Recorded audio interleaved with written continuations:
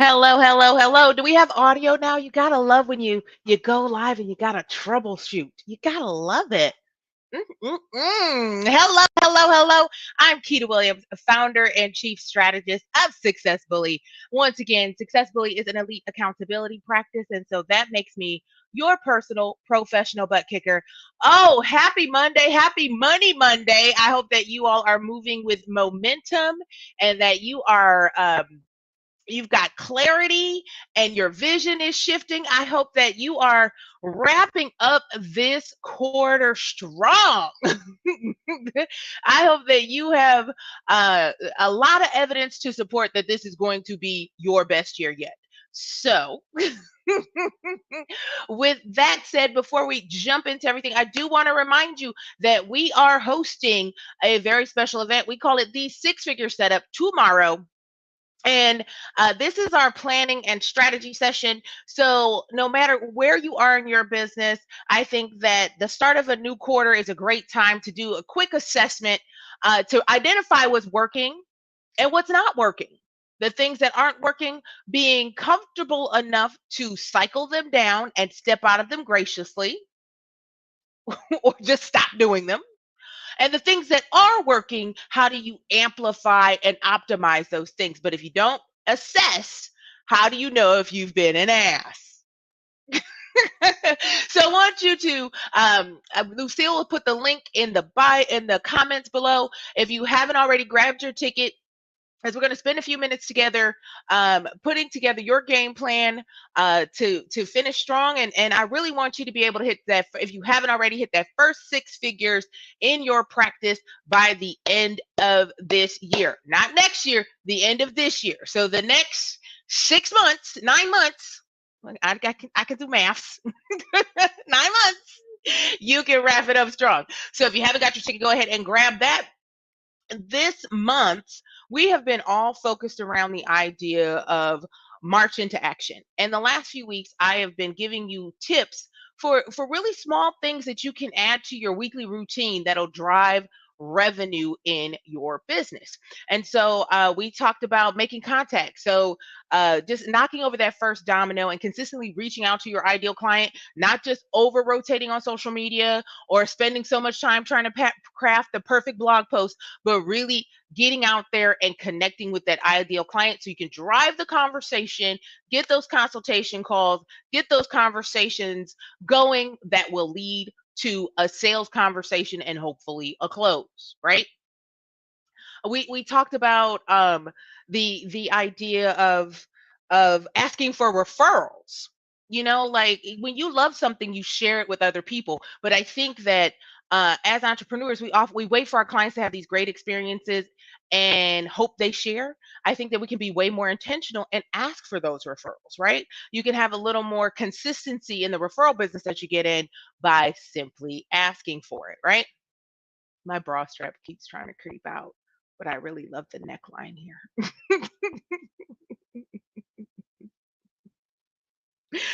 And then we talked about like keeping the main thing the main thing. I think that oftentimes we can get overwhelmed by all the things going on in our businesses and when life is lifing, that we forget to make a really great cake. If you think about your business as a cake, that the fundamentals, the things that the tried and true that will bring you new clients, that will grow your business, that's your cake. And we want to make sure we make a really great cake, right? And then, if you want to do fancier things, you want to be able sophisticated sales funnels, and you want to host retreats and bespoke events. That's your frosting. That's your sprinkles. That's all of those accoutrements, if you will.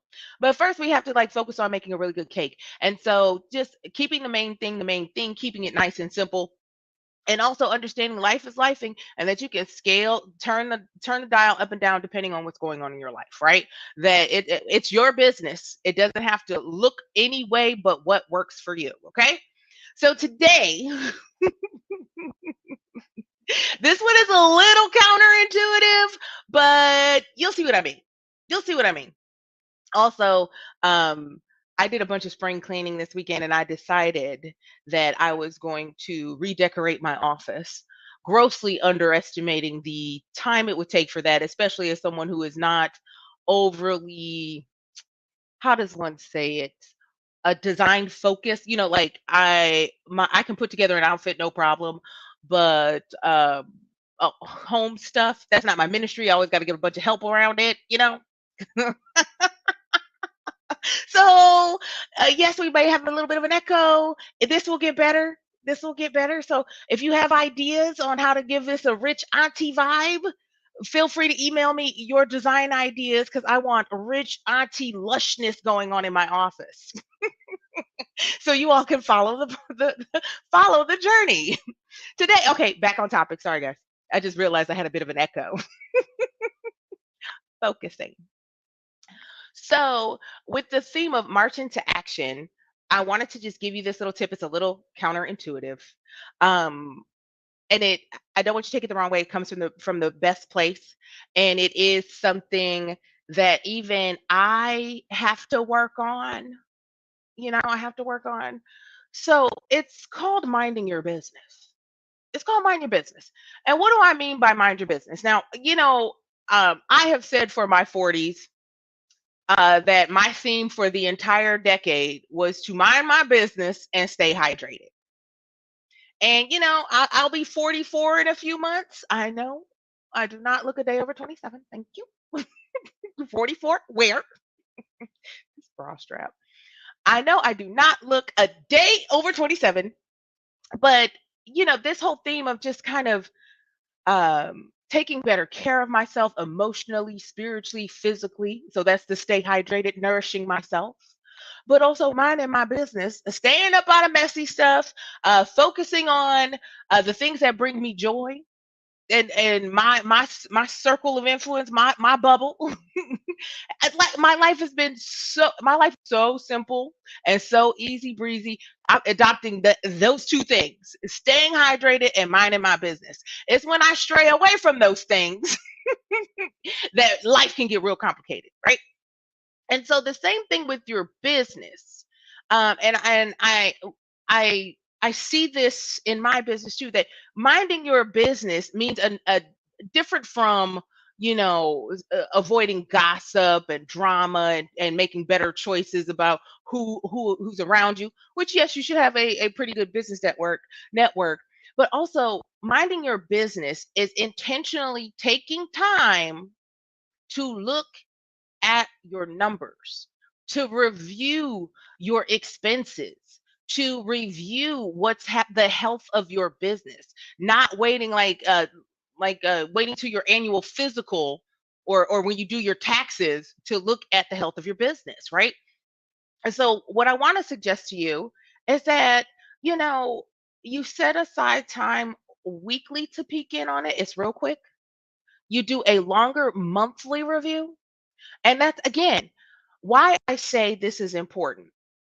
And like we don't control who says yes when, right?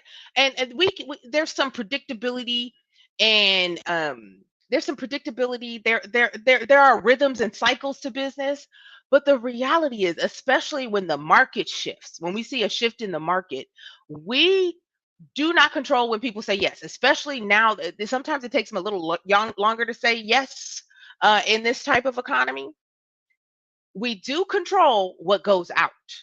So really managing those expenses, being really clear on where your money goes and flows, right? So you may have a bunch of projects going on, and I see this quite a bit with more um, junior entrepreneurs, and I have to avoid it myself as a hyperachiever.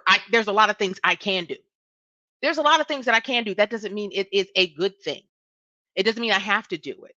So, you may have all these different things that you may be speaking, you may be coaching, you may be facilitating, you may be writing, selling books, you may be doing 6 different things in one business. And you may not be doing all 6 of those well, right? If you review that, then you know where the money goes, where the money flows, right? And so look at it monthly, but right now, this is the end of a quarter. I want you to do a state of the union, right? And make those big decisions based on this quarterly data. Like your business is always 90 days ahead of you. So if you start a new initiative or you start a new marketing program or you start a new thing, you got to give it 90 days before you can call it a success or failure, right? So at the end of the quarter, if you have launched a new newsletter, you commit to that newsletter for 90 days and then assess what kind of impact that newsletter had on your business, right?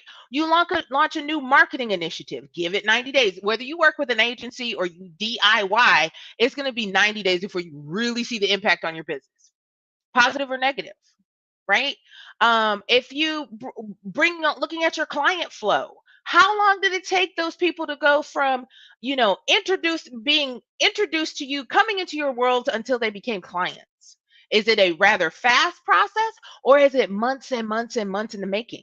And we have to keep those things in mind. But your quarterly review will give you so many insights. So I want to encourage you to really sit down this week. Don't wait until April 17th to start reviewing last quarter. It's the 27th. You got enough data. You might have some big wins in the next 3 days. And good on you, but you can just add that in. You can just add that in. So look at those expenses. Look at what your if you're uh, spending with ad spends, what's your acquisitions. Look at all of that, and reach out if you need a grid. But really sit down, and you can do this with pen and paper. This does not need to be a whole Excel sheet. You can do it in Excel, and it should be more sophisticated the bigger your business gets. It's going to have to be because your business gets more sophisticated. There are going to be more moving parts. But this is your state of the union, right? Consider your monthly review like a little check-in. Your quarterly review, that is your state of the union. That is really gives you an indication of what's working, what's not working, right? So take that one seriously, carve out the time. Really look at where did all the clients come from. Where's the biggest chunk of revenue coming from? If you feel like, oh, I want to speak, I want to speak, I want to speak, and I want to do this, I want to do that, I want to do that, but speaking drove $0, you didn't get paid to show up and it didn't bring you any new clients, I want you to retool that. I'm not saying quit it, you got to retool it, right? If you I want to write this blog, I want to blog post blogs 2 times a week. If nobody has seen said blogs and it's had no impact on your business, think about how you can make it easier. Again, I'm not saying quit these things. How can you hit the easy button on it? There are so many tools to help you.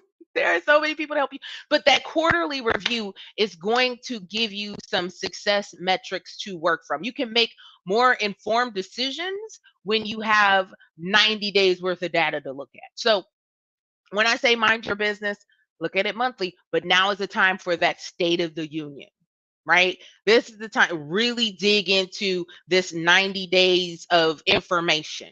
See, look for trends. Be an investigator on this one, right? If you if your time money is off, where you feel like you worked way too hard for very little money, something's got to shift there. If you're exhausted, you had the best quarter to date, and you are absolutely exhausted on the brink of burnout, you're sick and you're tired all the time, you're gonna have to retool that. It's not scalable. But if you've had some wins, I want to flip it. I want to make it. I don't want to be pissy about everything. Flip it. You had a really great quarter. Really identify. Okay, what is working, and double down on that. Do you need to do more of that thing? Right? If it's not working, no harm, foul. But really take the time for that. And so now I am going to go big on this. I know I just like wax poetically about minding your business, but I want to take it a step further with minding your business. So there's the metrics, looking at your numbers, getting comfortable. You don't have to have an accounting degree. You got to get comfortable with them. And if you need resources on how to get comfortable, we have several experts that work with our Success Bully team to empower our clients to get real familiar with their numbers, to feel really comfortable understanding those things, reach out. We're happy to make referrals there. We're happy to have a strategy session with you. So do not feel like you should be so intimidated by it that you can't look at it or you don't know what you're looking at, right? The second thing I mean by minding your business, or this I guess is my third point, minding your business is stay in your lane. And when I say mind your business, I think it's really comparison is a thief. Comparison is a thief, and it will steal your joy. Comparing your journey, your business journey, to someone else's business journey, it is a recipe for discontentment, anxiety, anger, resentment. It's all these negative emotions rather than comparing yourself to what someone else's business or where they are in their business. That's none of your business, right? Really focusing in on your journey, not trying to copycat what other people are doing. Yes, there are best practices and there are things that are tried and true, but there are things that are not going to be authentic or feel good to you, that are not going to speak to your ideal client, that aren't going to resonate with you, that are going to feel icky or going to feel like really hard or not something you enjoy. And I think that when you're comparing yourself to other people's business, you can lose so much time trying to mimic or oh they're doing this, let me try that. It's a productivity hack as well as a self-care act. It's self-care to not compare yourself to someone else. It's a one of those amazing gifts you can give yourself. You owe it to yourself to be yourself. You owe it to yourself to be yourself. It is an act of self care to not compare yourself to someone else, to not compare your business to someone else's, because you don't know their journey. You don't know what goes on behind the scenes. You don't know. Most of the time, really successful people have had a number of failures under their belt. Now, all your failures do not make the headlines. Many of us this might be their second or third business. you know, you have no idea their journey. So that piece, you don't know the journey. It's an act of self-care, but also it's a productivity hack. You won't waste time looking at other people's stuff, right? Or reading way too many captions. That you can stay focused on your things, right? You can stay focused on your things, but also you can stay focused on your strategy rather than chasing white rabbits. And what do I mean by that? That's where you get a really great idea. My hyperachievers, this happens all the time for my hyperachievers. You get a really great idea and you go chasing that idea. You drop everything to go chase that idea.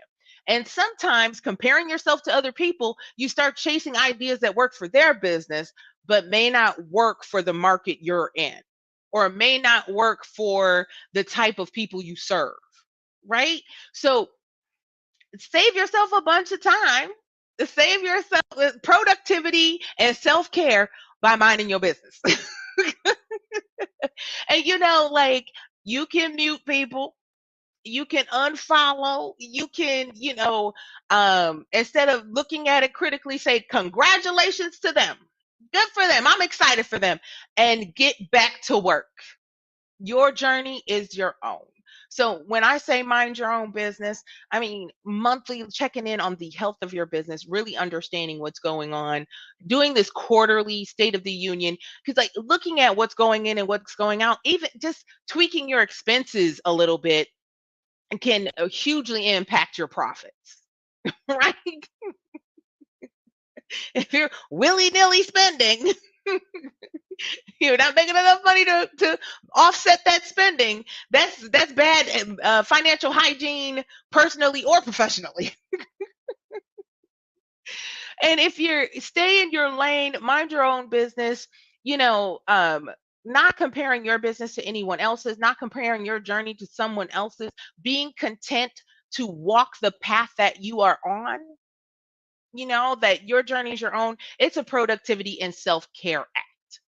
Self-care, you won't beat yourself up about where you aren't, what you don't have. You'll stay in that space of gratitude and openness to receive bigger and better blessings.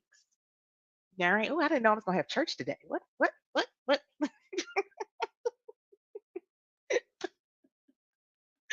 So I just want to encourage you around the idea of minding your business. Hey, Jazo, it's so good. Look at you. I haven't seen you in forever. Thank you for watching. Mind your business. Mind your business. And if you need support on what that looks like, what minding your business looks like from a strategy perspective, or just you need a little support on how to do that, I want to encourage you to book a call. You can go ahead and grab some time with myself or the team at successbully.com/call. This is our space of service. No question is too small. You don't have to worry about, well, you're not ready with your business, that kind of thing. We hold time on my calendar to do just this, right? To be of service. So once again, I am Keita Williams, and I am the founder and chief strategist of Success Bully. I want to remind you to mind your business. I want to remind you to be great today, and I will remind you to get your ticket to the Six Figure Setup, which is tomorrow at 4:30 p.m. PST Pacific Standard, and we look forward to seeing you again soon. All right, y'all.